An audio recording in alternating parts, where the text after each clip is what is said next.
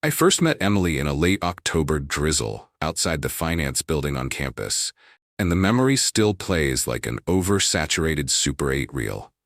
Her cobalt umbrella catching street lamp halos, the way she tucked loose hair behind one ear while complaining about a broken printer, how she laughed when my attempt to fix the jam left toner streaked across my collar like war paint. Back then, we were 22, riding the easy escalator of senior year certainties, pledging that someday we'd live in Chicago high-rises with views over water as unbroken as futures can feel when you haven't cracked your first W-2. 4 years later, most of that prophecy was real. We leased a 7th-floor corner unit over Lake Michigan, split rent, playlists, and weekend chores with the dry routine of a well-oiled partnership. Even the things that should have felt momentous, the first joint checking account, the IKEA couch that took 3 sweating hours to assemble, blurred into background hum because everything between us seemed right, almost boringly right, which after college drama felt like luxury. We had a shared Google Calendar packed with dentist appointments and trivia nights, a basil plant that thrived despite our erratic watering, and inside jokes so old they no longer needed punchlines. Nothing ever hinted at the avalanche that would start with a sentence spoken over pancake batter. "Chris is finally leaving town. He asked if I could help him pack next Saturday." She said it lightly, voice half lost under the kitchen fan, as though describing errands so simple they carried no moral freight. Chris Patterson, ex-boyfriend, fellow economics alum, occasional presence at group barbecues, someone I'd shaken hands with enough times to forget his cologne, but remember the faint cockiness in his posture. Emily and he had dated freshman year, ancient history, so when she asked my opinion I waved a spatula in assent, more focused on not burning breakfast than on the subtle hitch in her breathing. That casual nod became the lever that pried open a world I did not know existed. All week she prepped, finding cardboard boxes on Facebook Marketplace, digging bubble wrap from our storage locker, telling me the plan like a project manager. Noon arrival, early evening exit, pizza break included. My only plan was to finish the quarterly variance analysis my boss, Garrett, wanted polished before Monday. Numbers soothe me, they never flirt with ambiguity. On Friday night after we watched reruns of Brooklyn Nine-Nine, she kissed my forehead, called me my spreadsheet samurai, and thanked me for trusting her. Trust? The word barely registered. She'd given me no reason to consider alternatives. I'd never been the jealous type. Jealousy looked to me like an inefficient allocation of emotional capital. If I'd known that logic has no armor against certain choices of the heart, I might have registered the faint static in her tone. The way she triple-checked her phone before bed, the slight tremor when she set an alarm for 9 a.m. But my analyst brain flagged none of it, and so Saturday dawned like any other. Birds, espresso, train horns rolling off the lake. She left at 11:40, denim jacket, messy bun, trailing the scent of vanilla cedar conditioner. I watched her walk down the hallway, phone already glowing blue in her palm, unaware that I had just witnessed the last moment of our ordinary life. Her first check-in arrived at 2:17 p.m. while I balanced payroll spreadsheets. Kitchen is a disaster. His landlord never cleaned. Might be here longer than I hoped. I shot back a playful gif of the office's Kevin dropping chili, then buried myself in pivot tables. Time, malleable as molten glass when you're focused, stretched. Suddenly it was 6:48, Chicago's autumn gold fading to bruise. Her second message, U-Haul is late. Lol. Probably home by 9. I'll bring takeout. 9 came and went. At 9:53, loading couch now. We're starving, grabbing subs. Don't wait up if you're sleepy. Something about we're starving made me pause. A minor chord struck off-key, but I told myself group pronouns are innocent. By 11:21, her icon pulsed again. Truck company messed up paperwork. All-nighter looks inevitable. We'll power nap and I'll Uber at dawn. Love you, babe, you're the best. That final line landed like a ping in a sonar room. Small, but unmistakable. Still, suspicion never found purchase. Every time doubt knocked, an equal and opposite file of reliable memories marched out to rebut. Midnight dragged its iron tail across the sky. I brushed my teeth, checked the deadbolt, and convinced myself couches exist, exhaustion is real, and I knew Emily the way architects know load-bearing walls, intimately, mathematically. I fell asleep tracing spreadsheet formulas in my head, comforting myself with the crisp symmetry of some if statements. But dreams fidgeted, half scenes of her laughing in rooms I couldn't enter, of boxes being sealed with tape that muffled words I couldn't hear. Thunder rolled over the lake near dawn, waking me before my alarm. Her side of the bed was ice. I brewed coffee and typed morning. Hope you're safe, but watched the text deliver with no typing bubbles in return. 30 minutes. 90. The train ride to the loop felt longer. I saw couples on platforms, and each one looked like a private indictment. In the elevator to the 22nd floor, a colleague cracked that I appeared pre-tax season tense. I laughed too loudly, then spent the morning staring through a waterfall of spreadsheets that suddenly meant nothing. At 11:42, my phone buzzed. OMG, I crashed at 6. Just woke up. Coffee, then home. Miss you. Relief rushed in, a warm tide, pushing the night's eerie chill aside. I typed back, glad you're okay, and tried focusing on the risk assessment doc, but the pivot fields kept blurring, as though my brain no longer trusted cells the way it once trusted Emily. By the time I swiped out at 5:31, drizzle had turned Michigan Avenue into a film negative of headlights. I imagined Emily on our couch under a fleece throw, Netflix auto-playing some baking show. Instead, the apartment lay dark, air stale, a post-company silence. I shot a text that read merely ETA. The dots appeared, vanished, appeared again. Her reply arrived at 6:07 p.m. Chris had a meltdown. Movers shattered his grandma's china, trying to calm him. Under normal circumstances, I'm a fixer. I would have offered money for replacements, spreadsheets for claims. Instead, I found myself standing motionless near our picture window, watching taillights drag red across wet asphalt below. The phone clattered again. He keeps saying he's a failure. Thinking of taking him dancing at Luna, just for an hour to distract him. You okay with that? The stillness inside me crystallized. For the first time in my adult life, emotional temperature approached absolute zero. Do what you think is best, I typed, and set the device face down so I wouldn't see read receipts. I microwaved leftovers, unable to taste them, counting bites like an experiment.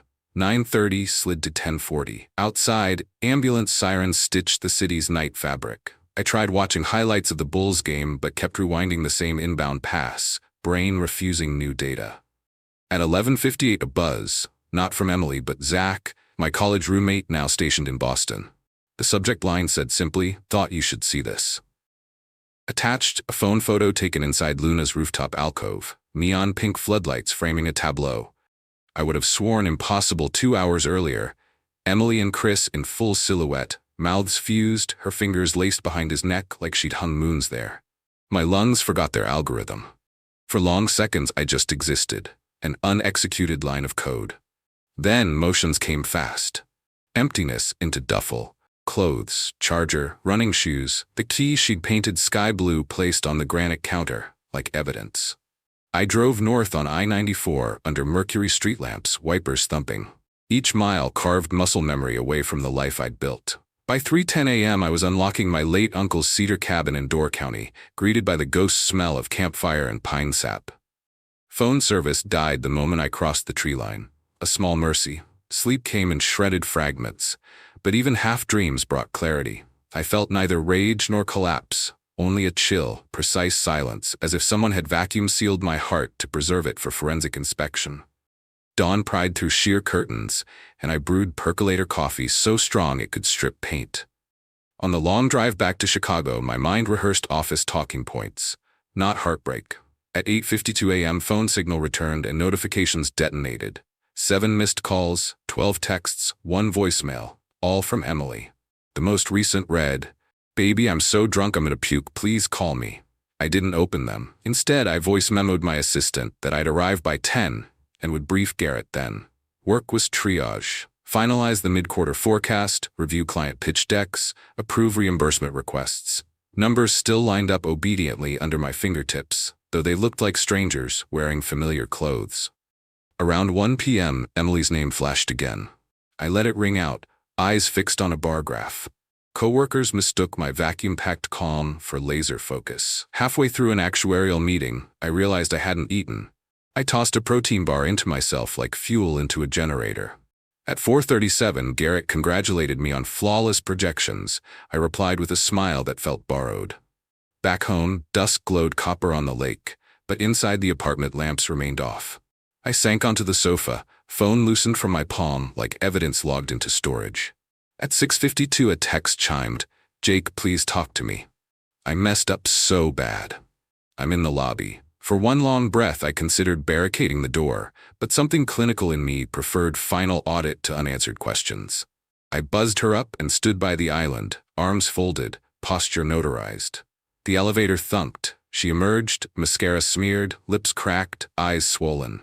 She opened with, "I swear it was just the alcohol," words that hung in the air like a spreadsheet error.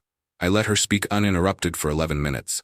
I know because the microwave clock ticked from 03 to 14 while her rationalizations poured out.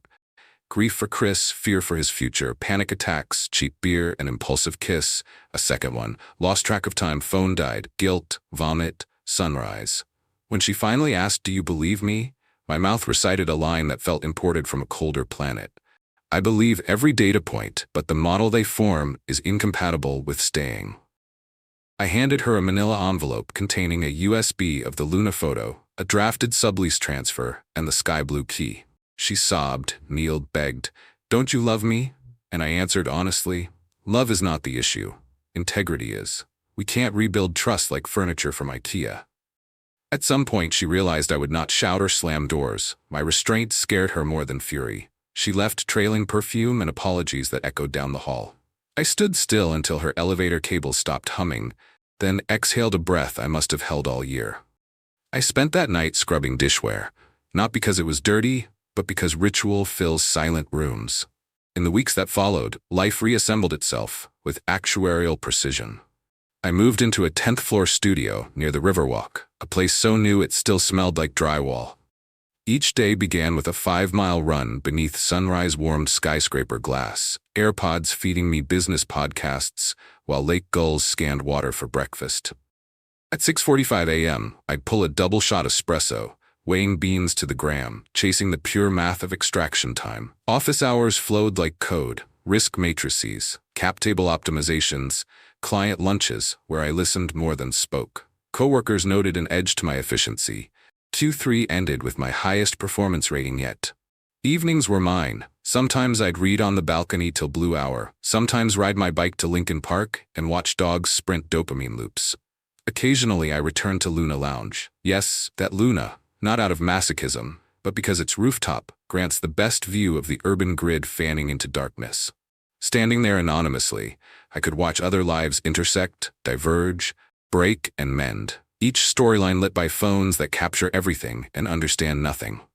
Emily tried twice more, a voicemail reciting sobriety vows, a handwritten letter that smelled of her vanilla cedar shampoo. I archived both in a fireproof folder labeled Closed Case 01. Some nights I wondered if clinical detachment was just grief in a lab coat, but even that analysis felt abstract, like reading someone else's balance sheet. Closure, I've learned, isn't the slamming of a door. It's the absence of drafts afterward. I live now in rooms with no drafts. Friends still ask, "Any chance you'll date again?" I tell them I'm not forecasting that quarter yet. For now, simplicity earns the highest return. Spreadsheets, lake wind, a basil plant that refuses to grow crooked. The other morning, a stranger in the elevator complimented my tie, and for a flicker I felt the old intrigue of shared possibilities. But the elevator dinged, doors parted, and life continued. Orderly rows, columns aligned, variables declared, errors trapped, risk mitigated. Some call that cold. I call it solvent. The story others will hear about Jake and Emily might reduce to buzzwords: cheater, victim, revenge. But nuance lives in subclauses few bother to parse. I parse them privately on pages that stay encrypted. If I ever choose to rewrite my code for connection, it will be with someone who understands that trust is not a given asset but a ledger that must balance daily. Until then, I am content watching the city strobe beneath me, a living chart of decisions made in real time. And somewhere out there is a girl with auburn hair who once argued that broken printers ruin mornings. I hope she's learned which jams can be cleared and which require shutting the whole machine down.